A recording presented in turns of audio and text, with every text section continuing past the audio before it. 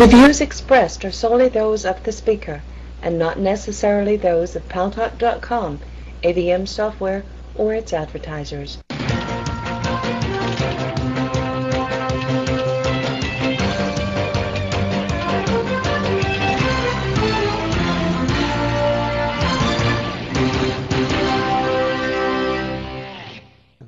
News Talk is online. News Talk Online is a production of Paltalk.com, the largest multimedia interactive program on the internet, with more than 4 million unique users on demand on iTunes and on YouTube and on my blog, GaryBaumgarten.com, where you are encouraged to place your comments, whether you agree with myself or not. And thanks to our good friends at CRN Digital Talk Radio. We are syndicated across the United States into 12 million additional households. I am your host, Gary Baumgarten, still fighting the stomach flu, but giving it the old college try. The show must go on. Two subjects today. The second one, the Bush legacy. Wondered what you all thought about the Bush legacy, what that will be when the book of history is written on the current president of the United States of America. The way I see it, it's a pretty embarrassing legacy, given the economy, given the Iraq War, given the lack of attention to our returning troops, given how Katrina was just totally fumbled by the federal government. I think that, and the failure of this administration to do anything positive in the Middle East, I think it's going to be a very negative legacy. But look, you may view it differently than me, and I'm happy to entertain your thoughts on that. But before we get into that, I've asked our political correspondent, Alan Jacey, to join us, as he always does, but specifically today, to talk about something very important happening on Saturday, which could determine whether or not Barack Obama, by next week, will be the presumptive candidate for the Democrats for President of the United States. The Democratic National Committee Rules Committee is meeting on Saturday to determine what to do about the delegates in Florida and Michigan. To recap the situation there, party rules, national party rules, precluded there being elections prior to the New Hampshire primary. The New Hampshire primary, was ruled by the Democratic National Committee, would be the first primary held in the United States of America. Well, the state Democratic parties in Michigan and Florida decided to circumvent the national regulations, and they held their conventions too early, and therefore left the Democratic National Committee with the option of seating zero candidates from either,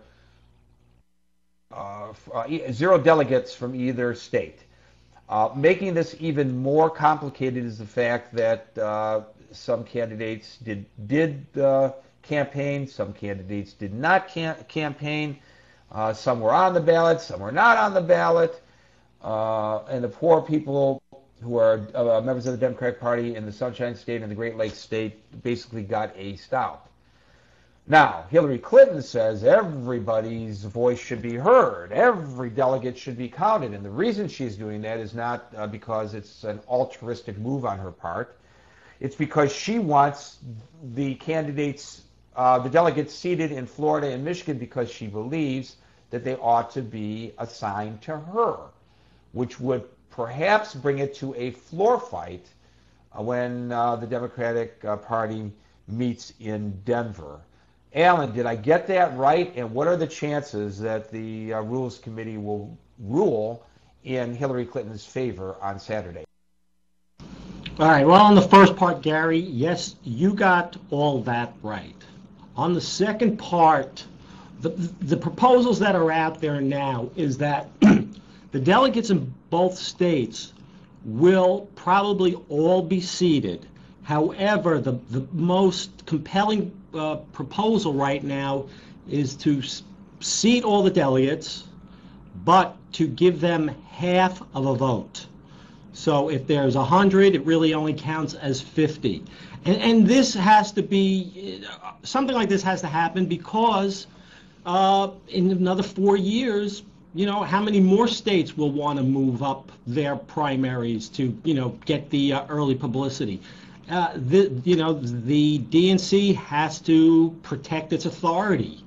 And, if there's no penalties for Florida or Michigan, then, what's to stop the primaries being over on, January the 2nd or the 3rd or the 4th or the 5th? I mean, all 50 states will be moved up, plus the territories. So, again, there has to be some kind of penalty that needs to be enforced against Michigan and Florida. It's unfortunate that the people in Michigan and Florida are the ones being disenfranchised, the voters, not the delegates will be at the convention one way or the other. What I find extremely interesting about this, Alan JC, is that the intelligentsia of the Clinton campaign 4 years ago were a part of the establishment of the Democratic National Committee. They themselves 4 years ago enforced this very rule. And in fact, Michigan had wanted to hold its primary earlier than New Hampshire 4 years ago. And I believe, if I'm not mistaken, it was Hillary Clinton's campaign manager, somebody high up on her campaign. Terry McAuliffe. It was Terry McAuliffe, who is now who at that time was the chairman of the Democratic National Committee, and he now is one of the top advisors and strategists and money raisers for Hillary Clinton's campaign. Right. So now Terry McAuliffe is going around saying, "Hey, let the people of Michigan have their voice. Let the people of Florida have their voice. Let the delegates be seated and give them a full voice, a full vote when they are seated." But it was he who stood up to U.S. Senator Carl Levin of Michigan 4 years ago when Levin tried to put Michigan ahead of New Hampshire then. He said, "Hey, these are the rules, and if you do this, we will not seat your delegates." Well, I think he threatened to seat them, but at that point he would only seat 50% of them. He said one way or another you will be penalized. And the penalization that he said, it will be 50% of the delegates will